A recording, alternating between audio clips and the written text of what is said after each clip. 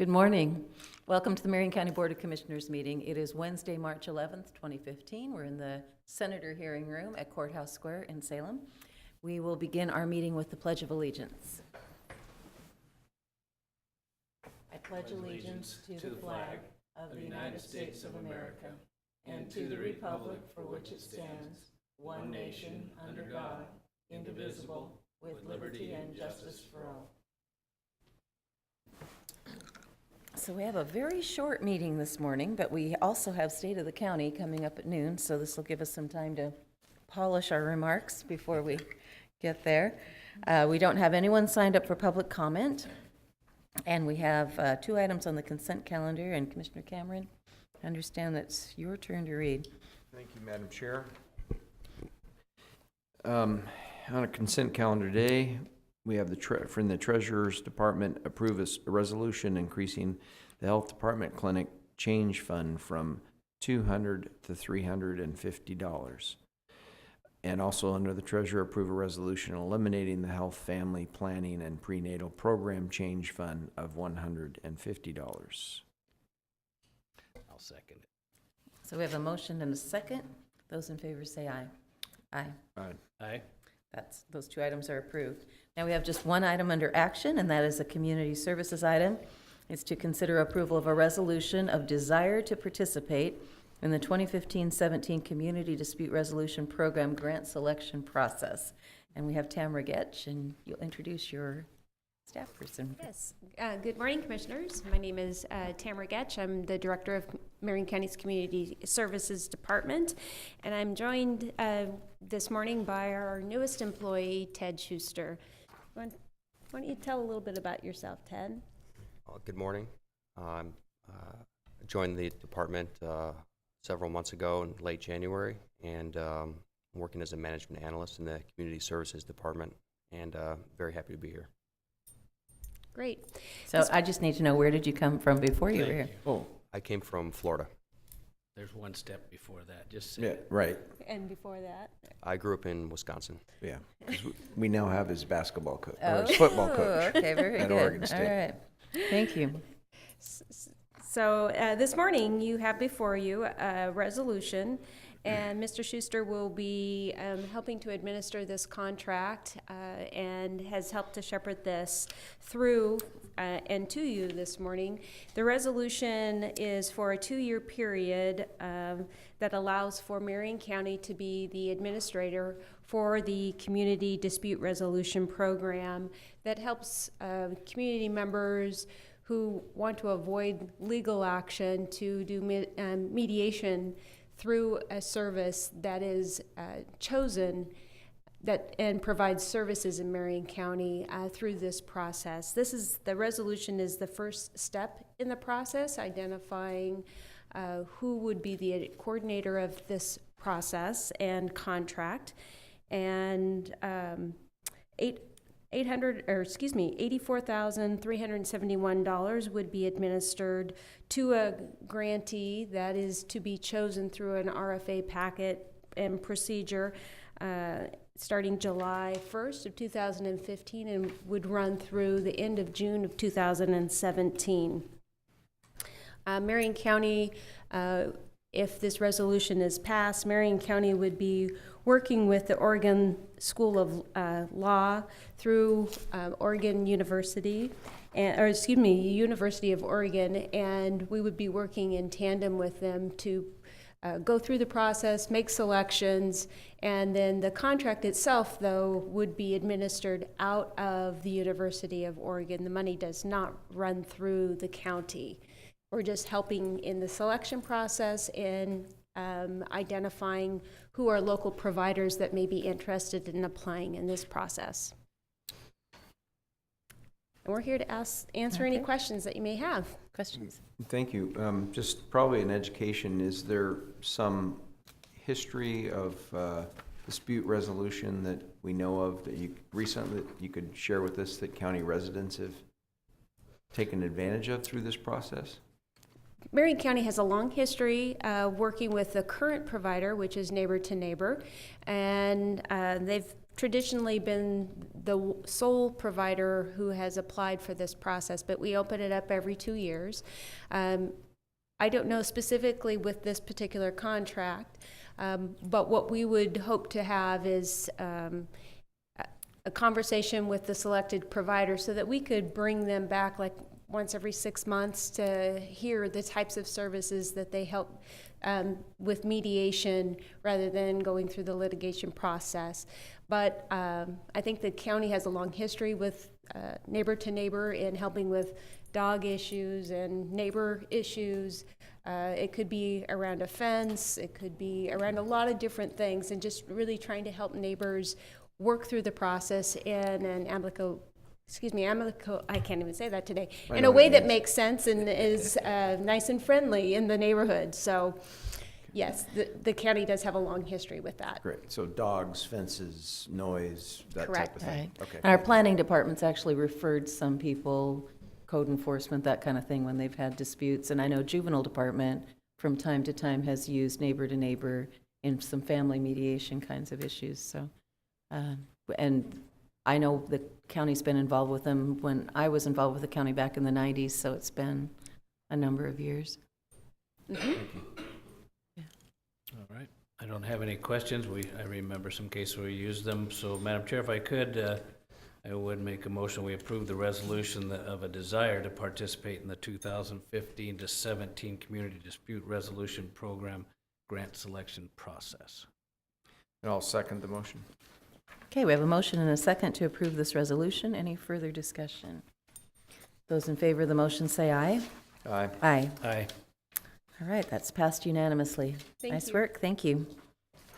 And that is our last action item today, so we're probably not a record. I think the record for the shortest meeting was 3 minutes, but that's before they started reading the consent calendar. They just passed the consent by acclamation, just said we have all these items here, boom, and they were done. So I'll read the Wednesday to Wednesday calendar. This is Wednesday, March 11th. We're just completing our regular Wednesday board session here in the Senator Hearing Room at Courthouse Square. As I mentioned earlier, at noon today, March 11th, is our State of the County presentation that will be held at as part of the SEDCOR luncheon at the Broadway Commons, 1300 Broadway Street Northeast, Suite 100 in Salem. And for those listening, you do have to register in order to be part of the luncheon. So you can go online or however you want to do that. And then this afternoon at 3:30 is a meeting of the Economic Development Advisory Board that will be in the Commissioner's Boardroom on the 5th floor here at Courthouse Square. Tomorrow morning, March 12th at 7:30 in the morning, is the Kaiser Marion County meeting at Sherry's Restaurant, 4998 River Road North in Kaiser. That will be followed by noon, a family building block spring luncheon held at the Salem Convention Center in Salem. Then Monday, March 16th at 8:30, we have our Board of Commissioners calendar review in the Silverton Conference Room on the 5th floor at Courthouse Square, followed by management update and an executive session pursuant to ORS 192-662D, and that will be in the same place. Then Monday afternoon at 2:30 is a work session on economic development, also in the Silverton Conference Room at Courthouse Square, 5th floor. Tuesday, March 19th, 9:30 a.m., a housing budget review meeting in the Silverton Conference Room. And then that will be followed at 11 by a meeting of the commissioners and the Statesman Journal Editorial Board. And that will be in the Board of Commissioners office. Where is Suite 5232? Does anyone have any idea? Commissioners Boardroom, all right. That maybe it needs to say that then. And then on Wednesday, March 18th at 9, we will be back here for our regular Wednesday board session in the Senator Hearing Room, 1st floor, here at Courthouse Square in Salem. And then also on Wednesday, March 18th at noon is the monthly, this is the Woodburn Forum lunch, where we will be doing, it's a State of the County presentation, but it's more of a State of the County discussion. And that will be at the Woodlands Conference and Event Center at Wellspring, 1475 Mount Hood Avenue in Woodburn.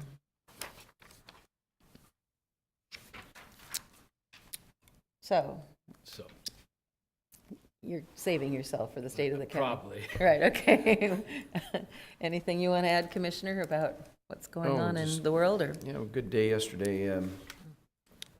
going to the Capitol on statewide and OSU extension and getting some support there for not only the statewide, but also for what we're trying to do with the extension district here in Marion County. So that was a good day. Did I see that you were also testifying on the school zone, Cloverdale? in Yes, particular? that was I on saw it on Facebook. Monday afternoon. I think I did that. And right. make progress, or? I believe, according to what I heard, the chair's going to move the bill. Good. So we're going to stay on that, and Representative Hack is working hard on it, and we had students there from Cloverdale testifying. Oh, nice. And the bill's so narrow that it won't affect a lot of schools and public works, but it gives them the option to have options out there. And Alan is working with them. He was out at the meeting at the school, and if we can pass this bill, he'll work on powering it so it doesn't have to be solar powered. That's one of the problems with the solar. How long will the batteries Maybe last? for people watching, I'll explain what the issue is there, if you would. Yeah, at Cloverdale Elementary School, which is a very rural school. In fact, you couldn't even cite that school today, as close as it is to a 55-mile-an-hour two-lane highway. And there's a parking lot across the street.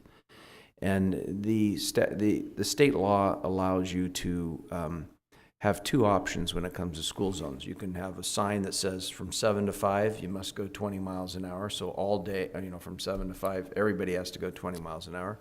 Or you can have flashing lights, but the statute only allows those flashing lights to go when the children are scheduled to arrive or scheduled to leave. And in this challenge, you have maybe grandparents or parents that are picking up their students to go to a doctor's appointment or to leave school early, and you've got a hill that's 55 miles an hour, and people on a two-lane highway are probably doing 60 or 65 at times, and it's a real danger zone. So what we're trying to do is allow those flashing lights to be turned on at the time the school wants them to, i.e. at 7:30 in the morning when kids are starting to arrive, and flash them through the whole school day, but not have to go all the way till 5. So they could flash them till 2:30 or 3 when the kids are gone, and then allow the traffic to go forth. So it would still limit it to school days between the hours of 7 and 5, so it's still very narrow. But that's the challenge in that particular school. Even when the fire chief from Turner was there for when we had the meeting out at the school, and he was talking about when they do their fire drill, they literally have to have adults standing on the side of the highway, and they have to put a sign out and warn people because the kids are so close to that highway trying to get out of the school. It's about protecting their lives. And it was great in the testimony because there was some testimony on another bill just before us about photo radar being portable in Portland, and the testimony was all around safety for people, and coming up right behind that was even for kids. It was very powerful. Yeah. We, as you know, we had another bill that Sherry Springer brought forward for us so that we could have Head Start programs be allowed to continue to have the school zone. And then we had a big discussion on school zones in Marion County because there was kind of a difference of opinion between the board, I think, and our engineers about the when and where school zones could be. And my opinion is that really, and I recognize there's some technical difficulties when you're all across the map, but as I understand it, it is not the school that runs the flashers, it's the counties and the cities that run the flashers. That's correct. And so they want some uniformity, but even at Cascade High School, where we had the tragedy that happened, and there is no hill, but it's 55 miles an hour, and a young girl pulled out in front of a pickup truck and lost her life there. You just have, you have inexperienced drivers, you have congestion, and then you have football games and after-school activities and things. I think there should be more latitude on the part of the school because they know the conditions in their area. They see those kids day in and day out, and they know what can happen to be able to work with a local jurisdiction and say, this is our need, you know, and be able to bring that forward, so. Well, I this- recognize, I mean, to get it through the legislature, you don't want to open a Pandora's box, I get that, but I still think that there are probably other areas where they could use some similar flexibility. Yeah, this bill's permissive, not mandatory, so that helps. Yeah. The other thing yesterday is I did see the Senate President, and he did want me to let you know that he carried that bill, Senate Bill 4, and passed it. And he looked at me and said, my people all voted against it. And I said, do I look like Moses? My people? Well, the Republicans voted I against guess. I guess so. it. But, Probably because he- they didn't like the underlying bill, so. Yeah, he wanted to make sure that you knew that they got that done yesterday on the Senate floor. Good. So, I'll have to see if I can find the floor speech online. Sometimes they archive those and you can see them. it That's was the great. fix that Marion County, legal counsel here at Marion County, and you that took over to them on Senate Bill 6 from 2013. That's the dog bill. Mm-hmm. And what it says is that Yeah. that the animal rescue entity clarifies that it's the entity that has legal custody of the animals, because it just had the word custody. So we didn't know if it was physical custody, legal custody, and it made a difference in terms of which entities were included, which were not, how you dealt cross-county lines, that kind of thing. So it worked out. All right, well, lots of fun. We'll keep working with the legislature and working on things here in Marion County. So if we have nothing else, we'll adjourn.